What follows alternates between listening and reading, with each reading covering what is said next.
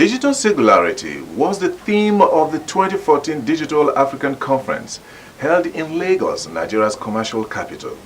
Due to the global dimension that the world digital singularity is assuming, experts were assembled to provide deeper understanding to the issue.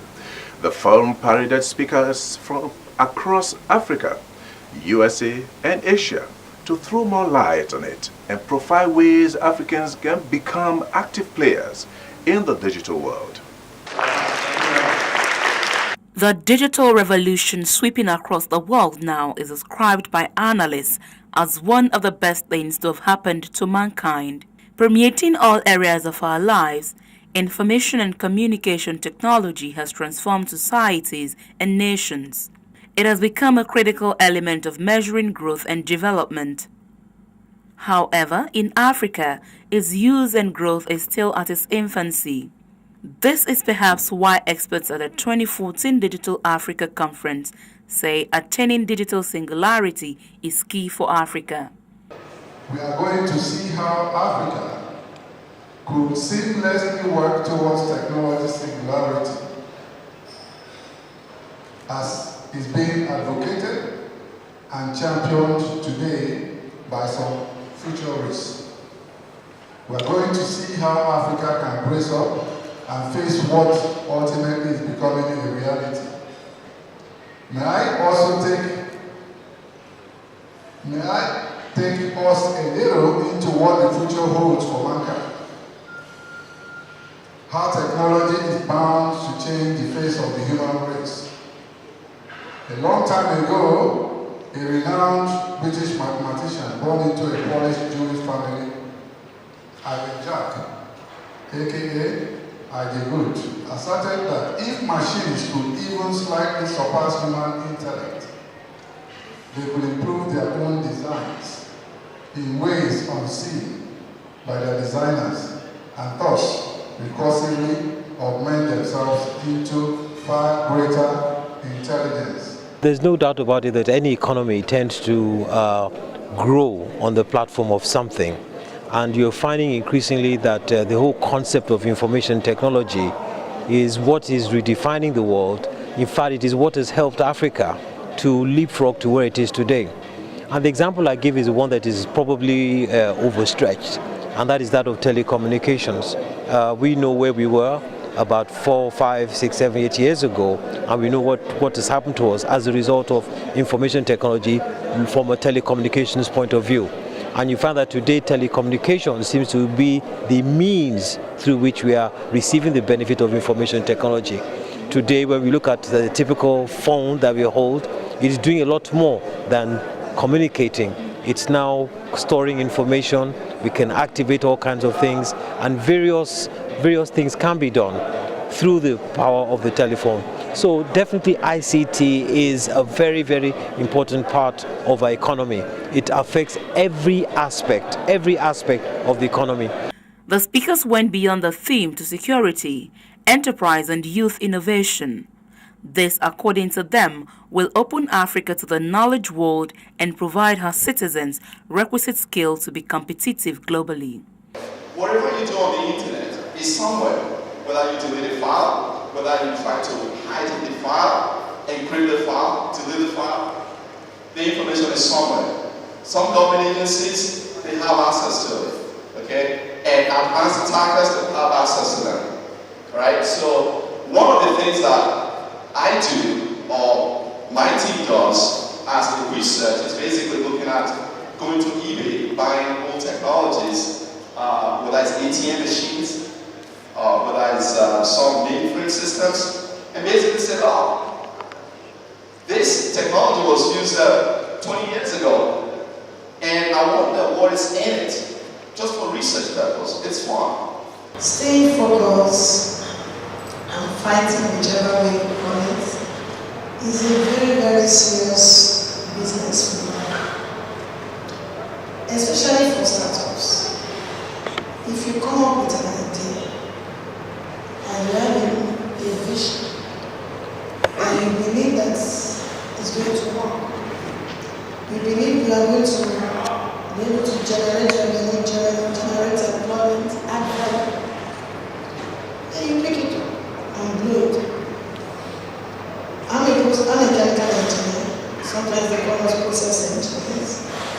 So the first step is to now go back to your drawing table and map it out. This portion of the whole cycle or the process chain of an entrepreneur is the most important. We are operating in a very, very tough environment. Basically, these are the few things we are doing, these are the few things we are innovating, and we are going with a far on that. We are not only staying on the airline industry, we are now bringing the same concept to the health industry. Now, there is a lot of sensor. I attended a lot of sensor expo in the States where with your phone, you can know exactly the temperature of your room, the temperature of your own body, and a lot of other things that are relevant to the health industry. And we are going to integrate all these sensors to our next device. The other example that I will bring on the table is how we can use technology to create a new ecosystem. For instance, we don't want to emphasize about hardware. Hardware is the basic of the electronics. Everyone can do hardware. You can just walk in China and do whatever you want with the hardware. But what we want to bring in the African scene is how we can use the hardware to create new business model. I always like to speak about how to make business out of technology, and I thought that the best way to do that would be to tell you about our own experience at Computer Warehouse and how it became a business that it is today. And a lot of people say Michael Jordan was lucky, Tiger Woods was lucky, and it was Nicholas, the golfer, that said, the more I practice, the luckier I get. It's not about luck. It's about belting down and doing it. And when you see those difficult times, the whole idea is not to give up, but to strengthen and make yourself tougher. While government is focusing on providing enabling environment for tech business to thrive, tech companies are witnessing a boom as more small and large-scale businesses spend more money on enterprise solutions. This growth pattern, the DG of NIDDA, Peter Jack, says is inspiring. The conference has been very successful. We shared a lot from international visitors, presenters from Singularity University, and obviously some of our own Nigerian successful entrepreneurs like CWG shared their experience with us. It has been a very successful event. These young innovators are doing very well. They have very interesting solutions. And we are setting up innovation parks and innovation hubs. That way we can give them where to start from, a launching pad. In agreement with Peter Jack are the young innovators and techpreneurs. Malaria Destroyer game is a stack of game series. We have about 8 of them in the stack in development process. 2 of them have left development and testing, and those 2 have been uploaded online for free download in the App Store. We just uploaded, say, some 2 weeks ago. We have over 100 users, 100 and something. I wouldn't be able to, I can't be sure because it's a continuous thing. The game itself has received a lot of endorsement, endorsed by UNESCO. It is also endorsed by the Center for Value and Leadership. We also emerged as the official game app for the Mobile West Africa 2014 that was held last week. And we also did a showcase of a public showcase of the application, as it were. And I think we have gotten very, very good applause and commendations about it. We are very, very passionate to drive out the other 6 stacks that remains in the game, since it's already in incubation stage already. And we are very sure that we would meet our targets. Cataract solution is an application.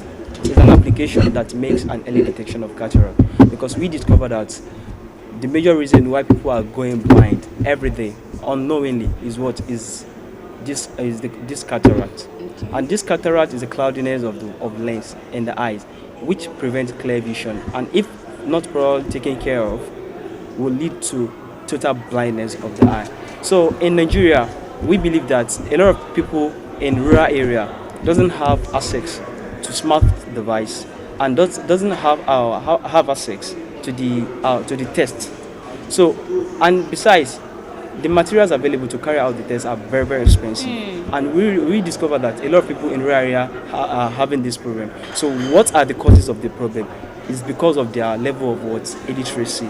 So we believe that if you are able to come up with a solution that will be affordable, that will make the reachability of the test to be very high, so and at affordable price, it will be very nice. So we came up as a team, think of the solution and think of the problem and bring about the solution. The understanding of digital singularity within the concept of its use at this year's Digital Africa Conference brings to mind the question of who the key drivers of the continent's digital revolution are. To this end, some great minds were identified and rewarded. Yes, Africa boasts of more than 50% youthful population with amazing drive for achievement, breaking social and geographic barriers to emerge global tech leaders. But they need help to overcome what many of them see as hindrances to their emergence. Keeping our young people productive, creating an enabling environment to support innovation, investment in infrastructure and knowledge of the power of technology are some of the strategies Africa's leaders can adopt to ensure that we maximize our potentials as the next economic frontier.